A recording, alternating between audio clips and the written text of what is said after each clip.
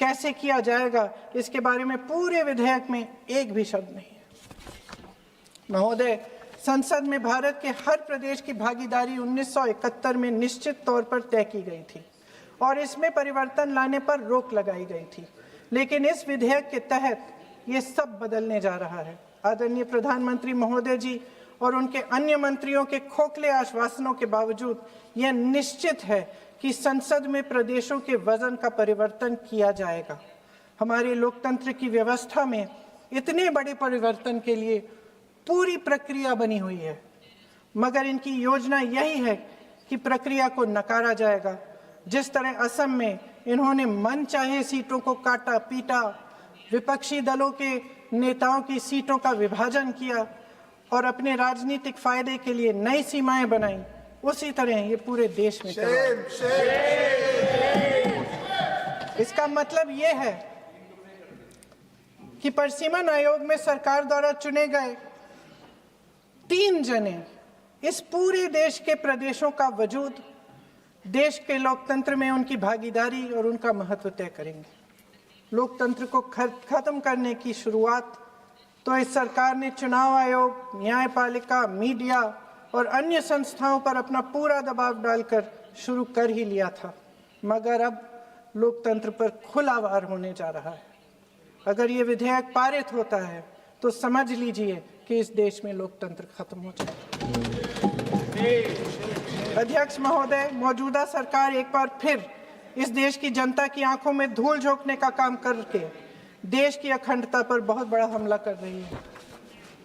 एक तरफ महिला आरक्षण की बड़ी बड़ी बातें, तो दूसरी तरफ गुप्त रूप से ओबीसी वर्ग का हक छीना जा रहा है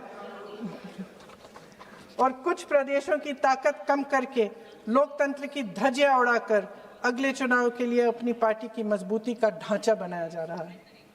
हंस रहे हैं गृह मंत्री जी, हंस रहे हैं। पूरी योजना बना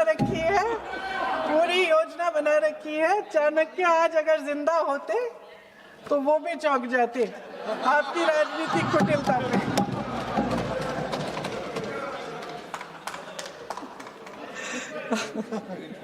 इन्होंने पूरी योजना बना रखी है। हंस रहे हैं, सहमत है मेरी बातों से। अचानक प्रदेशों में चुनाव के दौरान सदन की बैठक बुलाओ, कोई सर्वदलीय बैठक मत बुलाओ। विधेयक का प्रारूप सिर्फ एक दिन पहले सार्वजनिक कर लो ताकि विपक्ष को कोई मौका न मिले कि इस पे चर्चा कर ठीक ढंग से हो।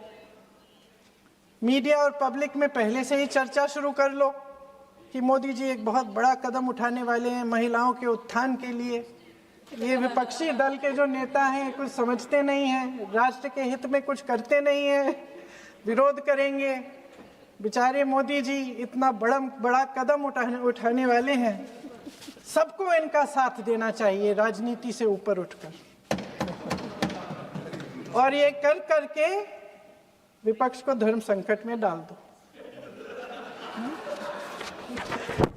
एक तरफ महिला आरक्षण और दूसरी तरफ आपको काट पीट करने की, पूरे ढांचे को बदलने की स्वतंत्रता, ओबीसी वर्ग को नकारने की स्वतंत्रता। अध्यक्ष महोदय, राजनीति में कुटिल होना अपनी जगह है, शायद हमें और थोड़ा होना भी चाहिए इस तरफ वालों को, लेकिन सत्ता बनाए रखने की महत्वाकांक्षाओं को परे करके देश के हित के लिए सही निर्णय लेना अलग। शायद हम आदरणीय प्रधानमंत्री महोदय जी से आज ये उम्मीद नहीं रख सकते क्योंकि वह समस्याओं से घिरे हुए हैं, उन पर अंतर्राष्ट्रीय दबाव बहुत है। महिला आरक्षण जैसे ऐतिहासिक कदम को उन्होंने सत्ता को बनाए रखने का एक कमजोर बहाना बना दिया है। जाति जनगणना को नकारते हुए एक ऐसी संसद बनाना चाहते हैं जिसमें सिर्फ अभिव्यक्ति और चर्चा का ही अभाव नहीं होगा, बल्कि पिछड़े वर्गों और प्रदेशों की समानता का भी अभाव होगा। हमारी मातृभूमि की अखंडता का आधार है 1 सिटीजन 1 वोट 1 वैल्यू। अलग अलग राज्यों का दर्जा बगैर किसी संवैधानिक प्रक्रिया के तय करना इस अखंडता पर वार है। इससे हम कैसे सहमत हो सकते हैं? अध्यक्ष महोदय, इन्हीं 543 लोकसभा क्षेत्रों में से महिलाओं को 33% आरक्षण क्यों नहीं दिया जा सकता?